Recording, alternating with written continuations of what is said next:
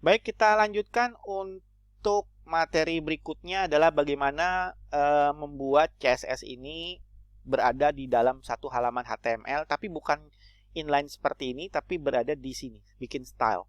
Oke, kita akan coba save as, ya. Kita akan save as yang ini jadi 4B, ya, 4B. Lalu di head, ya, di head ini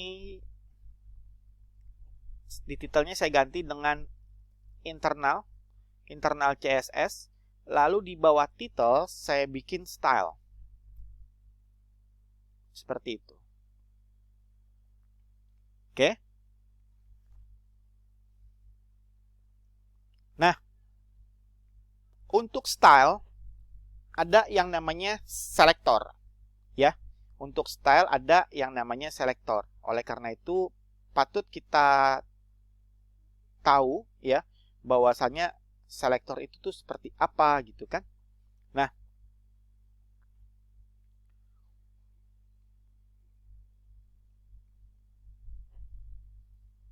oke, CSS selector. Jadi CSS selector itu adalah bagaimana si CSS tahu dia harus merubah atau mengkonfigurasi atau memodifikasi sebuah tag HTML. Nah, selector ini ada yang namanya elemen selector, ya. Dia langsung menselect langsung elemennya, katakanlah P sebagai contoh seperti ini. P text align titik 2 center color red, gitu kan. Nah, otomatis nih semua yang ada di sini warnanya merah dan alignmentnya adalah center, kayak gitu, ya.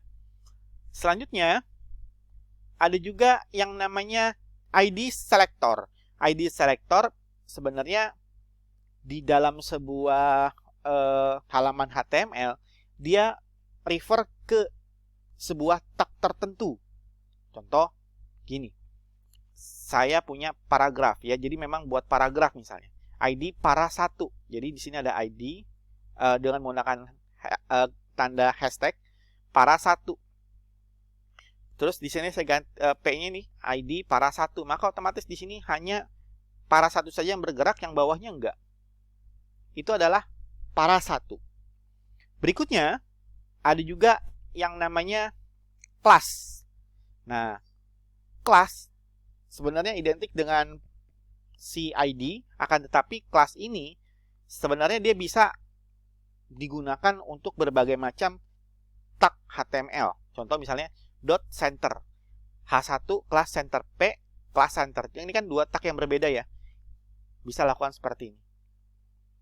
Pertanyaannya berbeda nggak dengan ID? Sebenarnya nggak beda juga sebenarnya, ya. Sebenarnya nggak beda. Contoh misalnya H1 ID para. Kalau nggak salah sih nggak ada bedanya. Ini judul, ya. Kalau biasanya sih, kalau saya pernah nyoba, itu nggak ada bedanya, ya. Perhatikan. Meskipun tagnya berbeda, nggak ada bedanya. Tapi baiknya kita memenuhi aturan main secara implisit. Jadi aturan mainnya ID itu untuk tag tertentu, sedangkan kelas itu bisa sekelompok tag apapun. Gitu, ya. Gitu. Oke. Gitu. Jadi kita bisa select. Nah, contoh kita juga bisa melakukan select ke paragraf tertentu. Contoh H1 class center, ya kan? P class center. Kalau tadi kan center dia otomatis ke center, tapi ternyata karena ini P titik center, maka P itu adalah untuk paragraf, tag paragraf, center itu adalah untuk kelasnya, maka yang berefek tuh yang ini, tidak yang ini, gitu, ya. Kurang lebih seperti itu. Oke.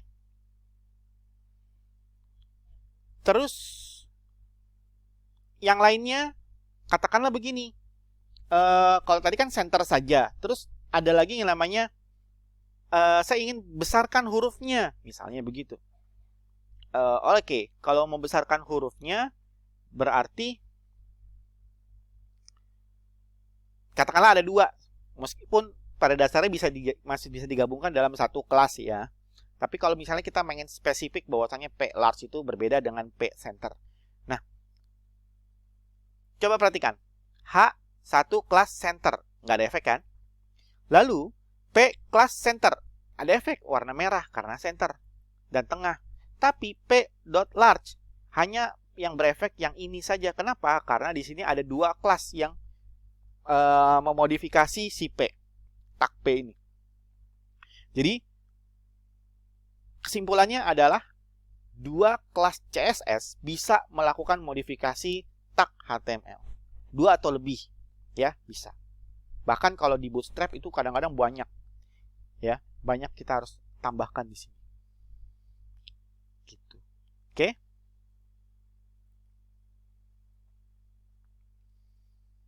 Nah ini ada universal selector. Kalau universal selector, kalau saya bilang bintang terus terus ini ada text align center color blue. Karena saya pakai bintang maka semuanya sama, universal. Gitu. Ya, mau dia pakai ID segala macam, ya sama aja pokoknya, tetap dia akan universal. Oke. Ada group selector, ya. Contoh, saya mau ini center dan red warnanya, ya tulisannya semuanya. Maka saya bisa bilang H1, H2, P itu apa tagnya. Jadi itu bisa digabung, ya. Itu terserah kita, itu suka-suka saja sih. Gitu.